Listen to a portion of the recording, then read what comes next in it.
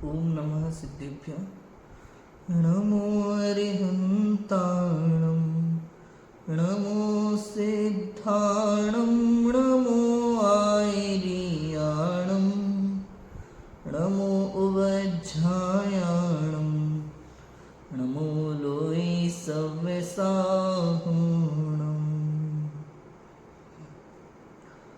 मंगलमय मंगल करण वीतराग विज्ञान नमो ताहि जाते भय अरिहंतादि महान।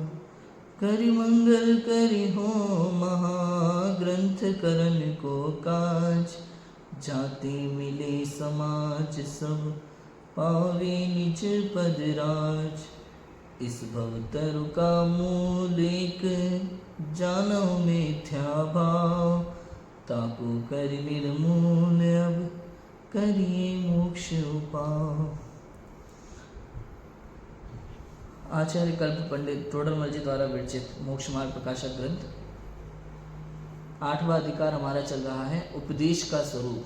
जो किस प्रकार द्वादशांगमयी जो जिनवाणी है उसको 4 अनुयोग में विभक्त किया गया है। भिन्न भिन्न आचार्यों ने भिन्न भिन्न प्रकार से भिन्न भिन्न जीवों के लिए जिनवाणी लिखी है। भाई अलग अलग जीव हैं संसार में, अनेक प्रकार के जीव हैं। सभी जीवों की अनेक प्रकार की अलग अलग रुचियां हैं। किसी जीव को किस प्रकार के विषय में रुचि होती है, किसी जीव को किस प्रकार के विषय में रुचि होती है, और उसको उसी विषय में समझाया जाए तो वो जल्दी समझता है। आप देखो अभी तो लौकिक में भी क्या कहते हैं, वो 3 इडियट्स मूवी आई तो उसमें क्या शिक्षा दी उन्होंने कि विदेशों में यूनिवर्सिटी में क्या है कि जिसको जो अच्छा लगता है वो उसकी पढ़ाई करे, और हमारे देश में आपको यही पढ़ना पड़ेगा। मैं तो मन नहीं है, रुचि नहीं है, इच्छा नहीं है, लेकिन फिर भी मार्क्स के लिए पढ़े जा रहे हैं।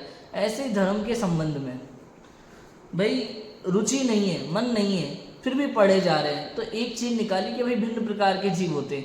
कुछ जीव होते हैं जिनको कहानियों में बड़ा आनंद आता है, तो उनके लिए प्रथमानुयोग की रचना है कि आप कहानियों के माध्यम से पाप से छूट करके धर्म में लगो। कोई जीव होते हैं मैथमेटिक्स टाइप रामानुजन की तरह, तो आपके लिए करना नियोग है, आप करना नियोग के माध्यम से धर्म में रुचि लगो। जो ज्योग्राफी में रुचि रखते हो उनके लिए करना नियोग है। अब जिनको न्याय नीति बहुत पसंद है, नीति की बातें पसंद आती है, क्या करना चाहिए क्या नहीं करना चाहिए, ऐसे रहना चाहिए ऐसा नहीं रहना चाहिए, जो रहन सहन में बहुत दिमाग लगाते हैं, उनके लिए चढ़ना नहीं होगा। आपकी रुचि के अनुसार यहाँ उपदेश है। और जिनको सीधा मोक्ष मार्ग चाहिए उनके लिए द्रव्य नहीं होगे।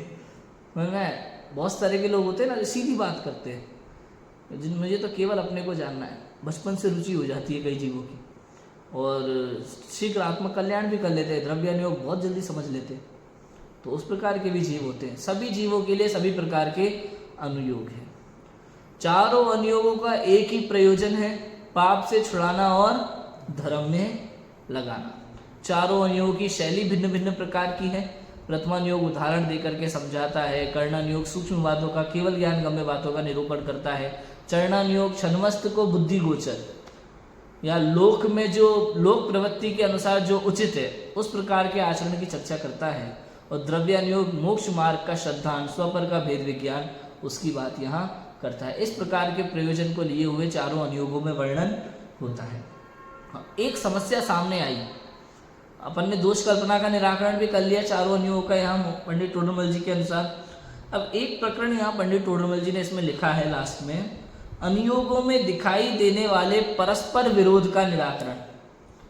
भाई लिखते लिखते क्या लेखक के मन में बहुत सारी बातें आती हैं कि भाई ये जो चारों अनुयोगों की विभिन्न बातें हैं, कोई ऐसा श्रोता भी हो सकता है, कोई ऐसा स्वाध्यायी जीव भी हो सकता है जो चारों अनुयोगों की बातों को भिन्न भिन्न जान करके स्वाध्याय ही करना छोड़ दे, जिनवाणी को उल्टा सीधा बोलना शुरू कर दे, जिनवाणी को विरुद्ध वाणी कहना शुरू कर दे। इसलिए उन्होंने कहा भैया चारों अनुयोगों में हो सकता है परस्पर आपको विरोध दिखाई दे, लेकिन है नहीं। क्या लिखा, हेडिंग क्या लिखा, अनुयोगों में दिखाई देने वाले परस्पर विरोध का निराकरण। मतलब अनुयोगों में विरोध तो नहीं है, लेकिन आपको दिखाई दे सकता है।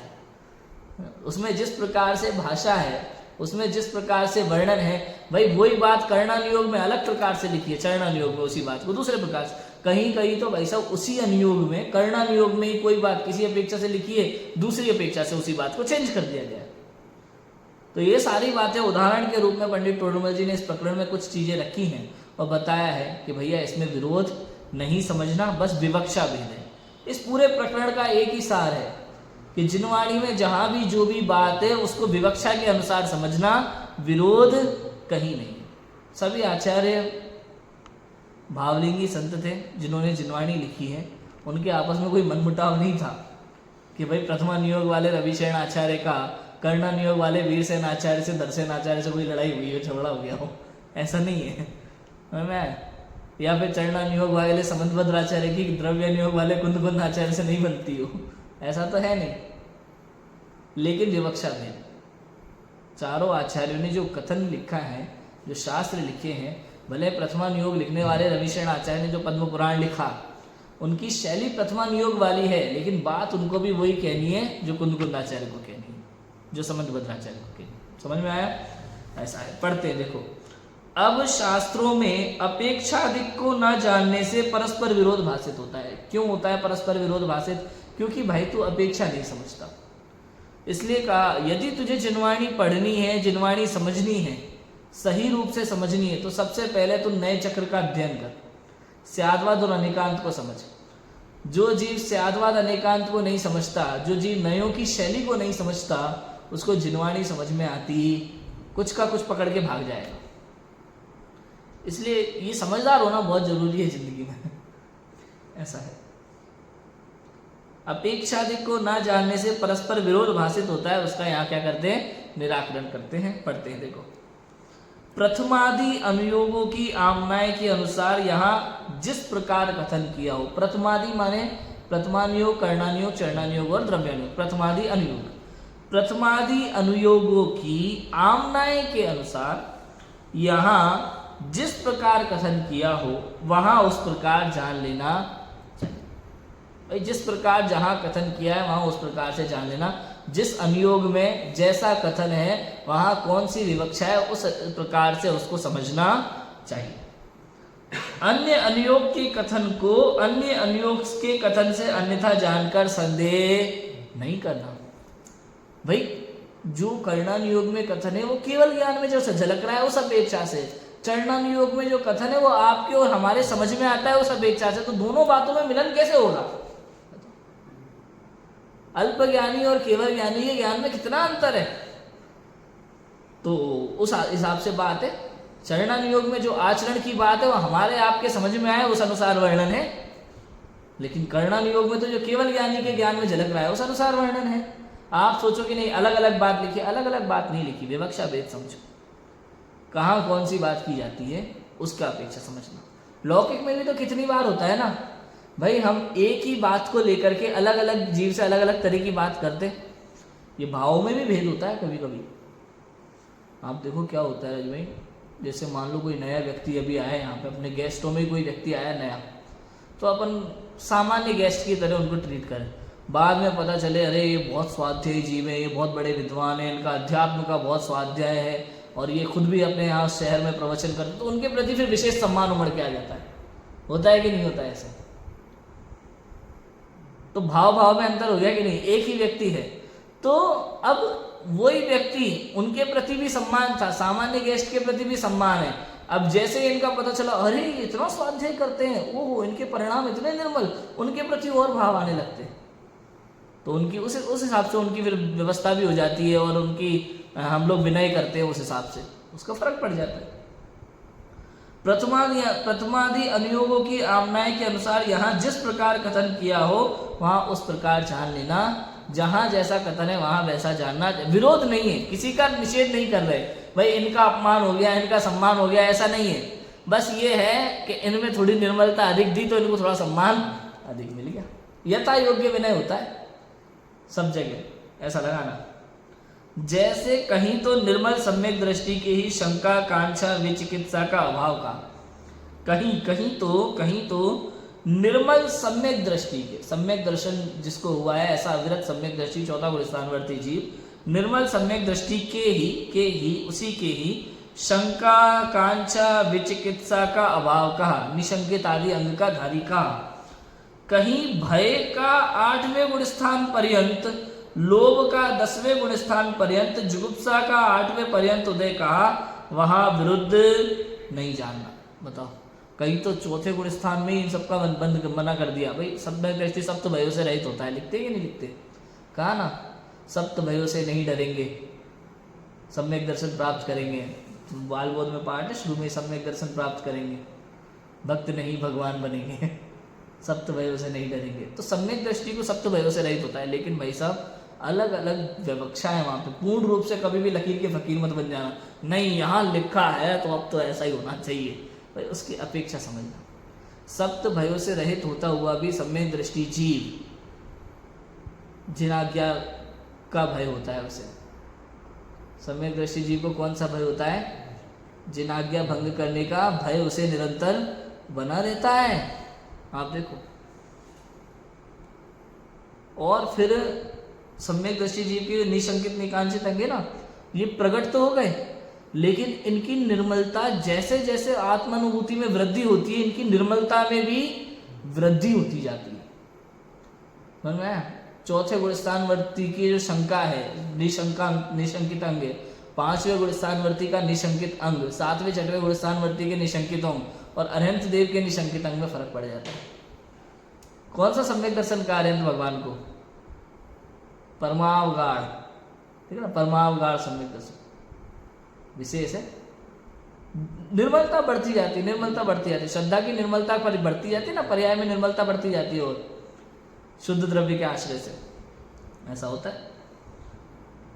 कहीं तो निर्मल सम्यक दृष्टि के ही चौथे गुणस्थानवर्ती जीव के ही शंका कांक्षा विचिकित्सा का अभाव का, उनके अभाव का, भाई ये 8 अंग से सहित है और 25 दोषों से रहित है, वो सम्यक दृष्टि जीव है। कहीं तो ऐसा कहा, परंतु कहीं कहा सुनो, भय का 8वें गुणस्थान पर्यंत सद्भाव है, सूक्ष्म लोभ का सद्भाव है 10वें गुणस्थान पर्यंत, जुगुप्सा का सद्भाव है 8वें गुणस्थान पर्यंत, लेकिन वहां विरुद्धता नहीं है। क्यों? क्योंकि जैसे वहां उदय कहा केवल ज्ञान की अपेक्षा से। आपको थोड़ी दिखाई देगा कि मुनिराज के कितना लोभ है, बताओ। 7वें 6वें गुणस्थान में मुनिराज 3 कषाय चौकड़ी के अभाव वाले हैं, संजुलन का उदय मात्र रहता है। संजुलन कषाय का क्या उदाहरण दिया कि पानी में खींची हुई लकीर के समान। अब वहां ये समझना, जैसी कषाय पहले गुणस्थानवर्ती के है वैसी चौथे वाले के नहीं होती, क्योंकि अनंतानुबंधी का अभाव है। जैसी चौथे वाले के वैसी 5वें के नहीं होती, क्योंकि अब उनके अप्रत्यक्ष अनावरण नहीं है। और जैसी 5वें गुणस्थान में होती है वैसी 7वें लिंग में नहीं होती है, क्योंकि उनके प्रत्यक्ष अनावरण का भी अभाव है, लेकिन संजुलन तो रहती। फिर जैसे जैसे गुणस्थान बढ़ता है तो बोले 10वें गुणस्थान में सूक्ष्म लोभ रह गया। अब ये सूक्ष्म लोभ रह गया, कौन पता करेगा? कि केवल ज्ञान में चलता है, केवल ज्ञान के अनुसार वहां बात कही है, ऐसा है। सम्यक दृष्टि के श्रद्धान पूर्वक तीव्र शंकादि का अभाव, आ गई वही बात, तीव्र शंकादि का अभाव है, बाकी तो निर्मलता फिर होती जाती है। जैसे जैसे गुणस्थान बढ़ेगा वैसे वैसे निर्मलता होगी। सम्यक दृष्टि के श्रद्धान पूर्वक तीव्र शंकादि का अभाव हुआ है, अथवा मुख्यतः सम्यक दृष्टि शंकादि नहीं करता, उस अपेक्षा चरणानुयोग में सम्यक दृष्टि के शंकादिक का अभाव का। ये चरणानुयोग की अपेक्षा से सारी बातें हैं। कर्णानुयोग कुछ अलग बात कहेगा, ऐसा कर्णानुयोग केवल ज्ञान की अपेक्षा से कहेगा ये कहाँ तक शंकादि का सद्भाव रह सकता है इस जीव के, ऐसा है। वो बिल्कुल सूक्ष्म से सूक्ष्म शंका को भी गिनेगा, और यहाँ केवल स्थूल का अभाव कहा, स्थूल रूप से मोटी शंकाएं। भाई वीतराग और राग के रूप में जो शंका होती है, हमें जो शंकाएं हैं इनको पूजना कि इनको नहीं पूजना है, ऐसी शंका सम्यक दृष्टि के जीवन में नहीं होती, ऐसा होता है। मुख्यतः सम्यक दृष्टि शंकादि नहीं करता, उस अपेक्षा चरणानुयोग में सम्यक दृष्टि के शंकादि का अभाव कहा है, परंतु सूक्ष्म शक्ति की अपेक्षा भयादिक का उदय अष्टम आदि गुणस्थान पर्यंत पाया जाता है, इसलिए कर्णानुयोग में वहां तक उनका सद्भाव कहा है। इसी प्रकार अन्यत्र जान। भाई कर्णानुयोग तो उस कथन को भी पकड़ता है, उस चीज को भी पकड़ता है, जैसे मान लो भाई साहब 10वें गुणस्थान तक कोई चीज रहे ही नहीं किसी जीव के, लेकिन हजारों साल में किसी एक जीव के 10वें गुणस्थान में वो चीज पाई गई, तो केवल ज्ञान में वर्णन ही आएगा कि फलाने जीव के इस गुणस्थान में ये हो सकता है, ये होता, इस गुण स्थान तक होता है। भले एक जीव के अभी तक हुआ है, लेकिन वो केवल ज्ञान में गिनने में आ गया, क्योंकि लोकालोक झलक रहा है ना प्रति समय, तो उनके ज्ञान में तो झलक रहा है कि इस गुण स्थान तक इसके ये पाया जा रहा है। हमें नहीं पकड़ में आएगा, एक जीव के भी पाया जा रहा है तो पाया जा रहा है, ऐसा है। ये उसमें चर्चा आई है पूरी, किसमें चर्चा की थी अपन ने इसकी? पंचलब्धि के प्रकरण में, अदयकरण, अपूर्वकरण, अनिवृत्तिकरण के चैप्टर में चर्चा की थी। समझ में आया? स्थूल शंका भी नहीं होती चौथे गुण स्थान में। सूक्ष्म अपेक्षा भयादिक का उदय अष्टम गुण स्थान तक पाया जाता है। वेद का उदय पाया जाता है। बताओ, ब्रह्मचर्य महाव्रत के धारी 7वें गुण स्थानवर्ती मुनिराज, लेकिन वेद का उदय आगे आगे तक है। आप कैसे कहोगे? वेद का उदय मतलब समझे? स्त्री वेद, पुरुष वेद, नपुंसक वेद, ये जो 3 वेद है ना, इसमें वेद का उदय होता है। उदय, बंद नहीं, ये उदय की बात कर रहा हूँ मैं। और उदय में क्या होता है, जैसे स्त्री वेद का उदय चल रहा है तो स्त्री वेद के उदय में पुरुष के साथ काम का भाव आएगा। पुरुष वेद का उदय चल रहा है तो स्त्री के साथ काम का भाव आएगा।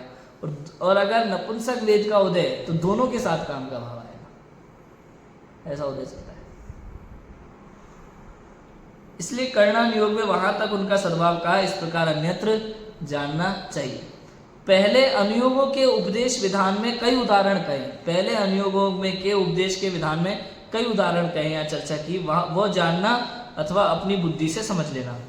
फिर देखो क्या कहा, एक ही अनुयोग में विवक्षा वश अनेक रूप कथन करते। एक ही अनुयोग में अलग अलग विवक्षा से अनेक रूप कथन मिल जाएंगे भाई सब आपको। अलग अलग अनुयोग की बात तो बहुत बाद में, एक ही अनुयोग में परस्पर विरुद्ध कथन दिखाई देने लगते हैं। क्या कहा, जैसे करणानुयोग में प्रमादों का 7वें गुण स्थान में अभाव का। 7वें गुण स्थान का नाम क्या है? अप्रमत्तकरण, अप्रमत्त संयत, है ना। 6वें गुण स्थान का नाम प्रमत्त संयत, 7वें गुण स्थान का अप्रमत्त संयत, है ना। तो अप्रमत्त कह दिया ना, प्रमाद रहित कह दिया 7वें गुण स्थान वर्ती जीव को। वहां कषायादिक प्रमाद के भेद कहे। प्रमाद के भेद है 15, वहां क्रोध, मान, माया, लोभ आदि के, है ना। और वो है विकथाएं हैं, 4 विकथाएं हैं, और निद्रा और प्रणय, प्रमाद के भेद कहे।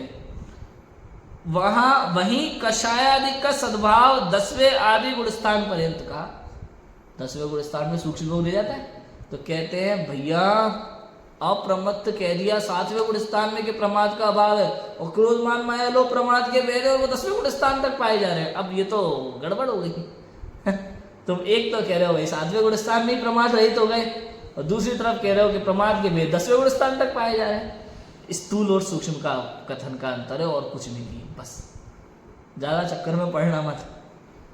सूक्ष्म और स्थूल की अपेक्षा बताते। देखो क्या कहा, क्योंकि यहाँ प्रमादों में तो जिन शुभाशुभ भावों के अभिप्राय सहित कषायादिक होते हैं उनका ग्रहण है, और 7वें गुण स्थान में ऐसा अभिप्राय दूर हुआ, इसलिए वहां अभाव कहा है, तथा सूक्ष्म आदि भावों की अपेक्षा उन्हीं का 10वें गुण स्थान पर्यंत सद्भाव कहा। देखो जो दिखाई देता है ना, दिखाई उसकी अपेक्षा से कथन अलग है, और जो अंदर में बैठा हुआ है परिणाम उसकी अपेक्षा अलग बात होती है।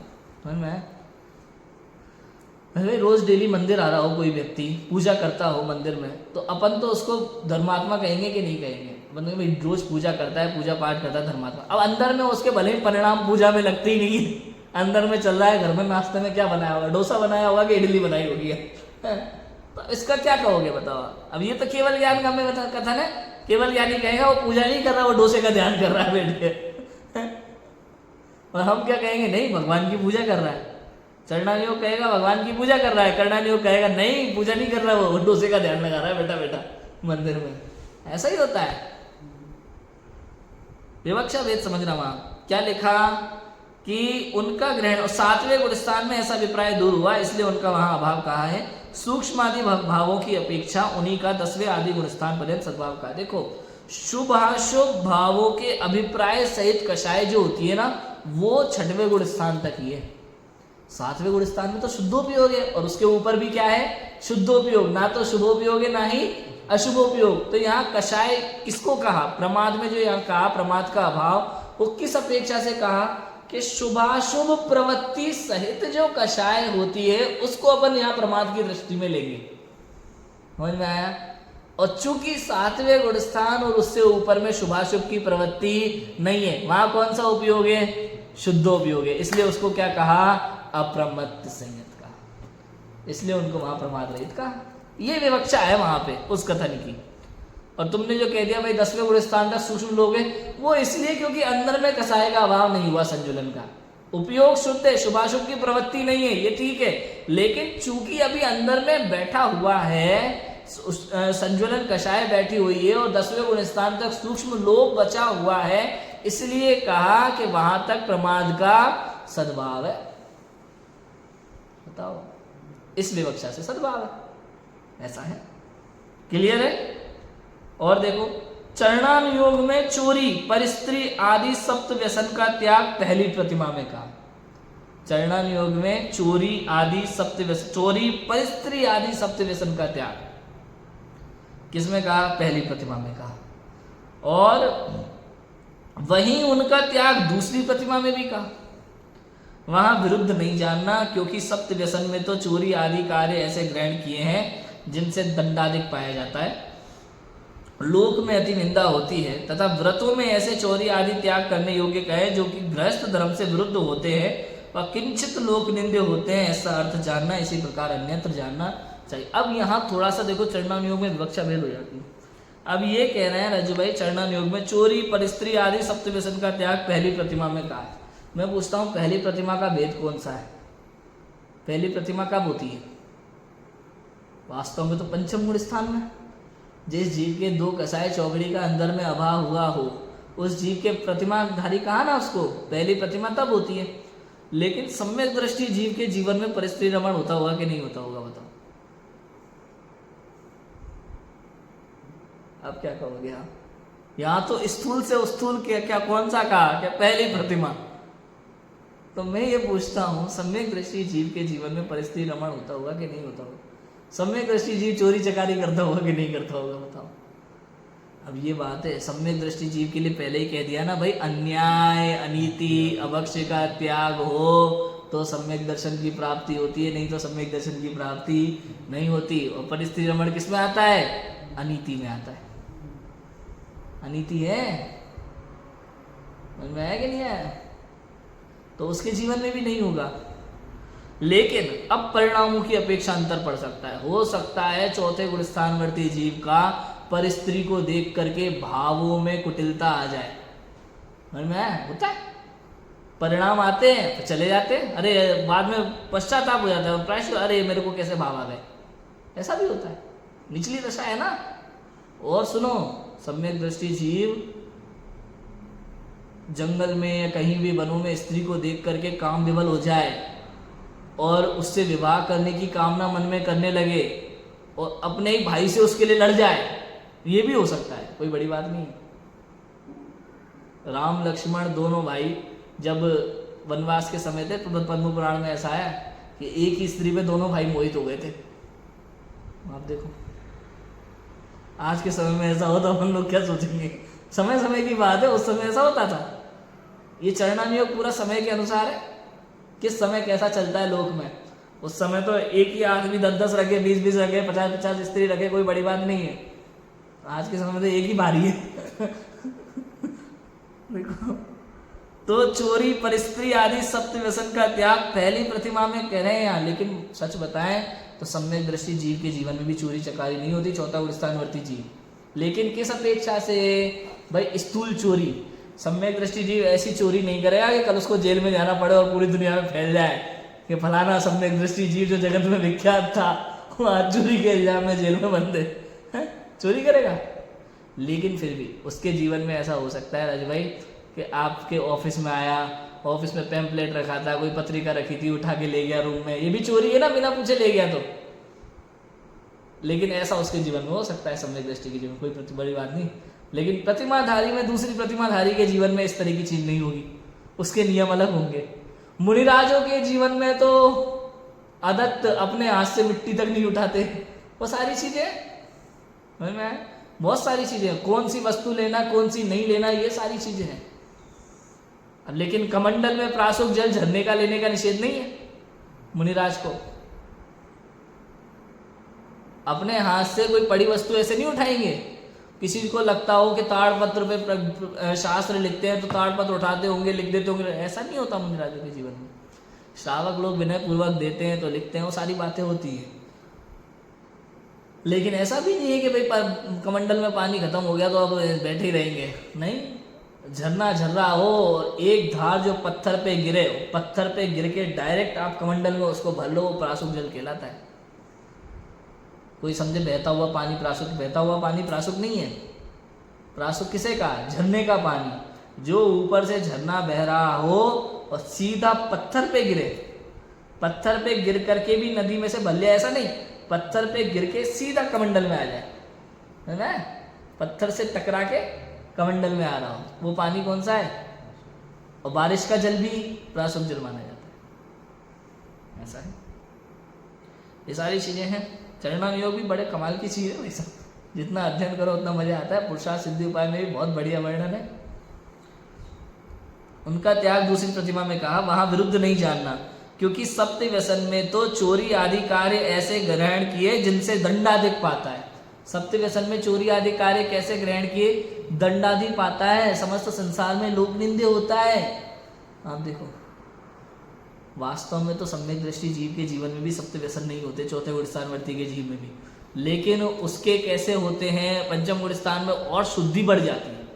शुद्धता की जैसे जैसे आत्मलीनता बढ़ती है वैसे वैसे शुद्धता बढ़ती है, उसके नियमों में पवित्रता निर्मलता बढ़ती जाती है। जितना निचली दशा उतने हल्के नियम, और जितनी ऊंची दशा उतने नियम पवित्र होते जाते हैं, ऐसा होता है।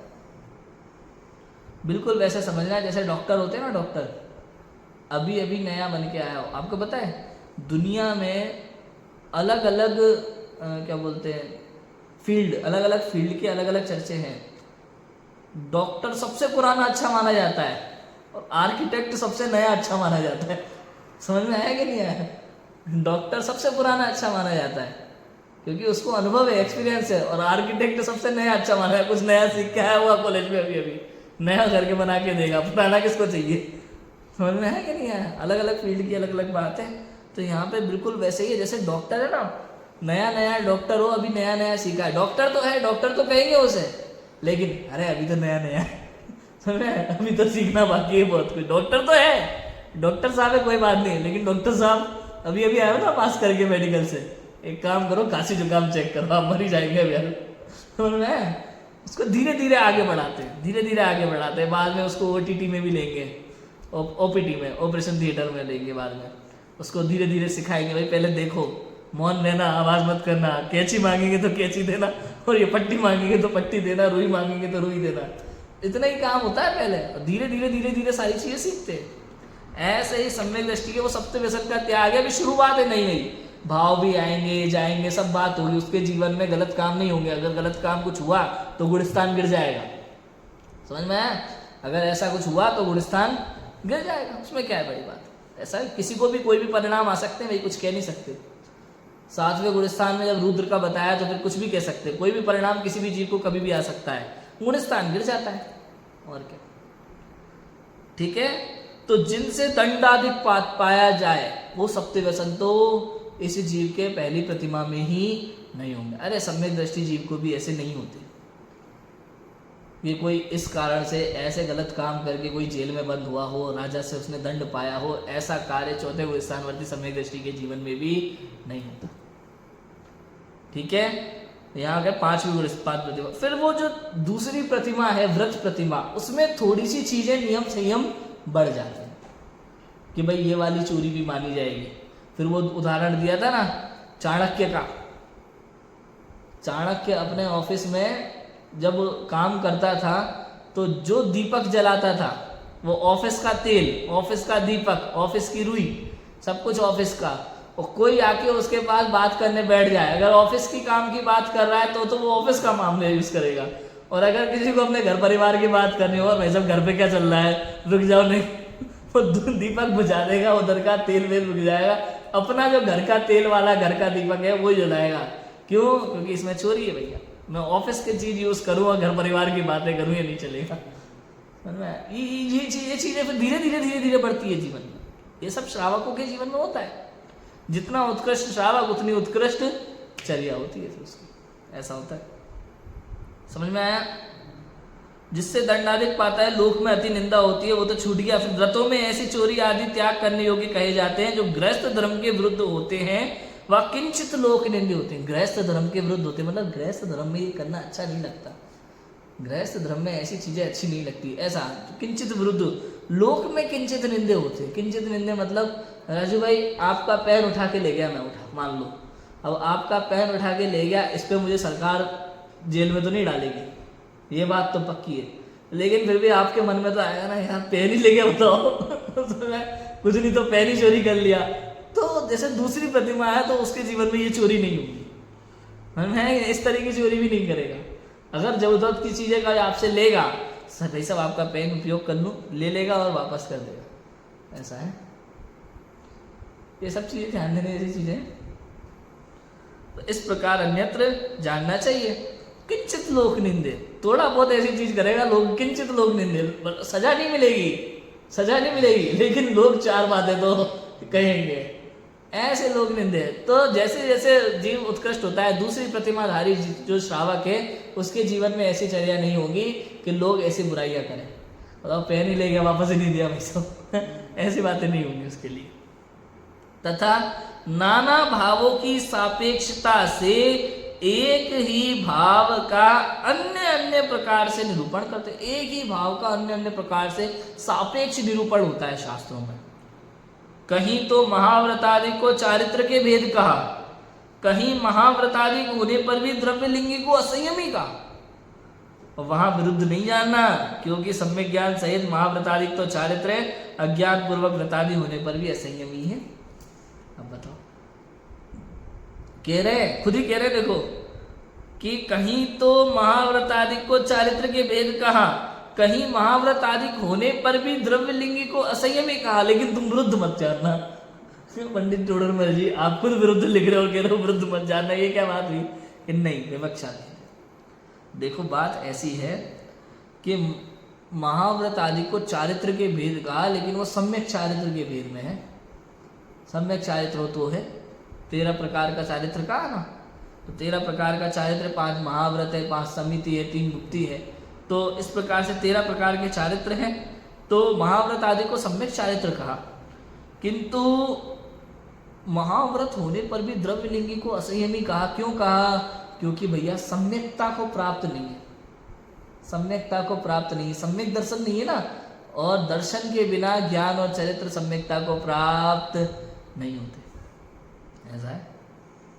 इसलिए द्रव्यलिंगी को असंयमी कह दिया। और सुनो, महाव्रत होने पर भी अगर किसी मुनिराज की एक कसाय चौकड़ी का अभाव है तो वो कौन से गुणस्थानवर्ती कहलाएंगे? चौथे गुणस्थानवर्ती द्रव्यलिंगी मुनिराज। समझ में? चौथे गुणस्थानवर्ती द्रव्यलिंगी मुनिराज। गुणस्थान का नाम अविरत सम्यक दृष्टि, बाहर में क्या है? महाव्रत। अब बताओ, वो है महाव्रती, शास्त्र कह रहा है अविरती, ये विवक्षा है।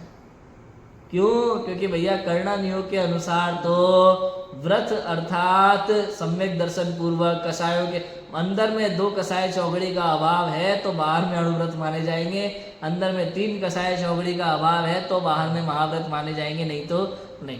पहले गुणस्थानवर्ती द्रव्यलिंगी मुनिराज है तो कर्णा नियोग सीधा कह देगा असंयमी है, असंयमी है, सम्यक दर्शन के बिना संयम होता नहीं, ऐसा है।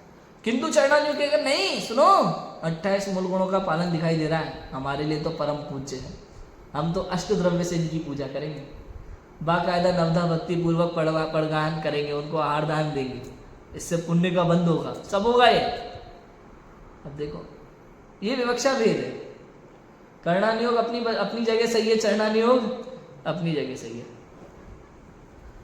और देखो चरणा नियोग में क्या होता है, दूसरे जीव को बाह्य आचरण की अपेक्षा से ही पूज्यपना अपूज्यपना कहा है, आंतरिक भावों की अपेक्षा से नहीं, क्योंकि अंदर के परिणाम तो केवल ज्ञान गम्य विषय है ना भाई, आपको कैसे पता। और थोड़े थोड़े समय में भाई साहब द्रव्यलिंगी भावलिंगी से द्रव्यलिंगी होते रहते हैं, कैसे पता। अपन ने पहले पढ़ा था ना, क्या पढ़ा था कि चौथे गुणस्थानवर्ती सम्यक दृष्टि श्रावक भी अगर मुनिराजों का किसी संघ में गया और देखा एक भावलिंगी एक द्रव्यलिंगी, और मान लो किसी बात से कथन से द्रव्यलिंगी की पहचान भी कर ली उसने, लेकिन फिर भी उसके सम्मान में अंतर नहीं आएगा। स्वयं सम्यक दृष्टि होते हुए भी मिथ्या दृष्टि मुनिराज की बिल्कुल वैसे विनय करेगा जैसे बगल में बैठे भावलिंगी मुनिराज की विनय कर रहा है। अंतर नहीं आने देगा विनय में बिल्कुल भी। और भाई साहब क्या पता, अभी आपको पहले गुणस्थानवर्ती दिखाई दे रहे, 5 मिनट बाद 7वें गुणस्थानवर्ती हो गए, तो कौन गारंटी ले रहा है? और जो मुनिराज अभी 11वें गुणस्थान में थे वही मुनिराज अभी पहले गुणस्थान में आ गए, तो कौन गारंटी ले रहा है? किसको पता? बाह्य चारित्र के अनुसार पूज्यता है। और श्रावक चरणानियोग क्या, द्रव्यानियोग क्या कहेगा? द्रव्यानियोग कहेगा सुनो, अंदर में मिथ्यात्व का अभाव है ना, अनंत अनुबंधी का अभाव है, चौथा गुणस्थानवर्ती श्रावक है, तो वो पहले गुणस्थानवर्ती महाव्रती द्रव्यलिंगी मुनिराज से श्रेष्ठ है, ये कहेगा द्रव्यानियोग और कर्णानियोग। समझ में आया? आत्मानुभव की अपेक्षा से। लेकिन चरणानियोग कहेगा नहीं, तुम तो गृहस्थ हो, ये मुनि है, मुनि गृहस्थ से श्रेष्ठ है। भाई अंदर में सम्यक, अरे सम्यक दर्शन ठीक है, हमें थोड़ी पता, हमें तो चर्या दिखाई देती है। चूंकि ये अविरत सम्यक दृष्टि है, इनके व्रत ही नहीं है, हमारे लिए जीरो। भले हो अंदर में सम्यक दर्शन तो बना रहे, चरणानियोग को थोड़ी पता। चरणानियोग तो केवल बाह्य चर्या जानता है, ऐसा है। तो लोक पूज्यता की दृष्टि से गृहस्थ पूज्य नहीं होते। गृहस्थ यहां तक कि 11 प्रतिमाधारी श्रावक को भी अर्घ नहीं चढ़ाया हमारे यहाँ। मतलब एरक चुल्लक को अर्घ चढ़ाते हैं? नहीं चढ़ाते। 11 प्रतिमाधारी श्रावक को भी अर्घ नहीं चढ़ाया। इसलिए कहा विनय किसकी कही? हमारे यहाँ पूज्य किसे कहा? 9 देवता को पूज्य कहा मात्र। 9 देवता, पंच परमेष्टि, जिन धर्म जिनागम जिन चैत्य चैत्यालय, 9 देवता पूज्य है, इसके अलावा कोई पूज्य नहीं है। हम तो सबके आगे पूज्य लगा देते हैं, आप भी पूज्य हो। ये लोक व्यवहार में तो आसाराम भी पूज्य है और माता पिता भी पूज्य है, नहीं, लेकिन जैन धर्म में तो चारित्र से ही पूज्यता है, बाह्य चारित्र की दृष्टि से पूज्यता है, लोक प्रवृत्ति के अनुसार, लोक रीति के अनुसार, ऐसा है। कैसे समझोगे बताओ? समझ में आया कि नहीं आया? व्रतादि होने पर भी असंयमी है मुनिराज, अगर सम्यक दर्शन नहीं है तो। ये कर्णानियोग की दृष्टि। लेकिन चरणानियोग कहेगा नहीं भाई, भले असंयमी है लेकिन व्रताधिक दिख रहे हैं ना, हमें तो संयमी नजर आते हैं और हमारे लिए पूज्य है। अंदर का किसका पता? वो तो केवल ज्ञान की बात है, उनको पता है कि कौन से गुण स्थान में, हमें थोड़ी पता। हमें तो 28 मूलगुण दिख रहे हैं ना, निरतिचार पालन, 28 मूलगुण का पालन दिख रहा है, अतिचार भी लग रहे हो तो भी कुछ नहीं कहेंगे भाई साहब। ये अपन की भाषा में आ गया 28 मूलगुणों का निरतिचार पालन, लेकिन अतिचार से वो अपूज्य हो गए ऐसा नहीं है। अपराध से अपूज्य होते, अतिचार से नहीं। अतिचार का तो प्रायश्चित हो जाता है, समझ में आया कि नहीं है? अतिचार तो लग जाए। अतिचार और अपराध में अंतर पता है? जानबूझ के करे तो अपराध, अनजाने में हो जाए तो अतिचार। जैसे देख देख के चल रहे मुनिराज एरिया समिति पूर्वक, और फिर भी पैर के नीचे अचानक से वो चींटी आगे रखने में आ गया, बैलेंस नहीं बन पाया, तो वो कहलाएगा अतिचार, उसका प्रायश्चित है। लेकिन बिना देखे ही चल रहे एरिया समिति का यथा पता नहीं है, तो वो कहलाएगा अनाचार, अपराध, उसका कोई प्रायश्चित नहीं होता, फिर वो मुनि आचरण ही नहीं है, ऐसा है। ये सारी चीजें समझने जैसी है। विवक्षा भेद है, जहां जैसी विवक्षा हो वहां वैसा कथन है, हमको समझना पड़ेगा ये सारी चीज, ठीक है। जिस प्रकार 5 मिथ्यात्वों में विनय कहा है, विनय की चर्चा आ गई, जिस प्रकार 5 मिथ्यात्व में विनय कहा और 12 प्रकार के तपों में भी विनय कहा, विनय तप, विनय मिथ्यात्व भी है, विनय तप भी है, और वहां विरुद्ध नहीं जानना, क्योंकि जो विनय करने योग्य नहीं है उनकी भी विनय करके धर्म मानना वह तो विनय मिथ्यात्व है, और धर्म पद्धति से जो विनय करने योग्य हैं उनकी यथा योग्य विनय करना सो विनय तप, ऐसा है। विनय मिथ्यात्व भी है, विनय तप भी है, और क्या है विनय? विनय संपन्नता भावना भी है 16 कारण भावनाओं में। विनय संपन्नता, विनय से संपन्न। जिस प्रकार 5 मिथ्यात्वों में विनय कहा, 12 तपों में भी विनय कहा, विरुद्ध नहीं जानना दोनों में। भाई यथा योग्य विनय करना सम्यक विनय है, और जो विनय के योग्य नहीं है उसके आगे झुक जाना, लेट जाना, ये भी अविनय है, ये भी अविनय है। कभी कभी अंधश्रद्धा, अंधभक्ति ये विनय मिथ्यात्व में डाल देती है जीव को। हमें लगता है हम बहुत बड़ा काम कर रहे हैं, ऐसा नहीं। जिनवाणी देखो, जिनवाणी क्या कहती है, कौन से जीव कितनी विनय के योग्य है, उसको उतनी विनय देना चाहिए। कई बार मैं तो सोचता हूँ अपने परिवार में भी, रिश्तेदारों में, हम माता पिता के चरण स्पर्श करते हैं। चरण स्पर्श का भी मतलब क्या है? चरण स्पर्श माने आचरण को स्पर्श करना, उनके अच्छी बातों को स्पर्श करना, छू लेना, उनकी बातों को जीवन में उतारना, ये चरण स्पर्श कहलाता है वास्तव में। उनकी चर्या को अपने जीवन में उतारना, ये चरण स्पर्श है वास्तव में तो। लेकिन हम लोग क्या है, पैर छू के काम चला लेते हैं।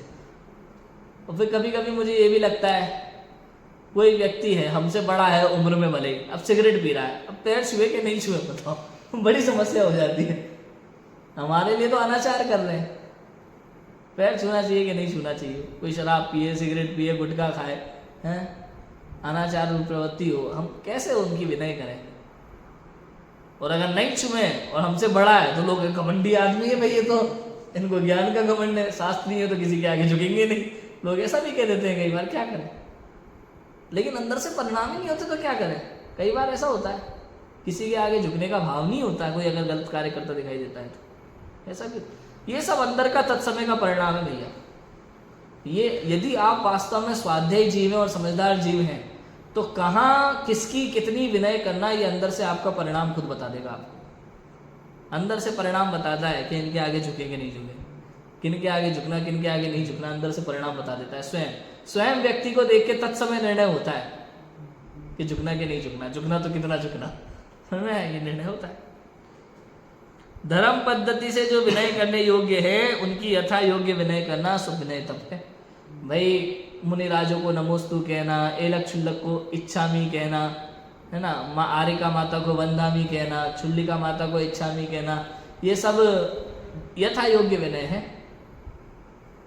और चौथा गुण स्थानवर्ती जीव हो तो हाथ जोड़कर जय श्रीनिंद्र करना, चरण स्पर्श कर लो, इतना है, बस इतना है और कुछ नहीं। इतनी ही विनय, जिसकी जितनी विनय उसकी उतनी ही करना चाहिए। अब भक्ति करने लगे तो ऐसा नहीं होता। भक्ति किसकी होती है? देव साध गुरु की भक्ति होती है। श्रावकों के लिए, विद्वानों के लिए हम कविता लिखते हैं, कभी सभा में कविता पाठ कर सकते हैं, लेकिन आप सोचो रेगुलर जैसे देवसाज गुरु की भक्ति करें ऐसे श्रावकों की भी भक्ति की जाए तो वो भी विनय मिथ्यात्व में आएगा, ये भी विनय मिथ्यात्व। समझ में आया? ऐसा है। तथा जिस प्रकार कहीं तो अभिमान की निंदा की और कहीं प्रशंसा की, वहां विरुद्ध नहीं जानना, क्योंकि मान कसाय से अपने को ऊंचा मनवाने के अर्थ विनयादि ना करे, वह अभिमान तो निंदे ही है, और निर्लोभ पने से दीनता आदि ना करे, वह अभिमान प्रशंसा योग्य है। कि जिस प्रकार तो अभिमान की निंदा की, कहीं पे तो अभिमान की निंदा कर दी और कहीं पे प्रशंसा की उसी अभिमान की, वहां विरुद्ध नहीं जानना, क्योंकि मान कसाय से अपने को ऊंचा मनवाने के अर्थ विनयादि ना करे, वह अभिमान तो निंद ही है, और निर्लोभ बने से दीनता आदि ना करे, वह अभिमान प्रशंसा योग्य है। अब देखो दोनों बात है भाई, अभिमान में और गर्व में भी अंतर होता है भाई साहब।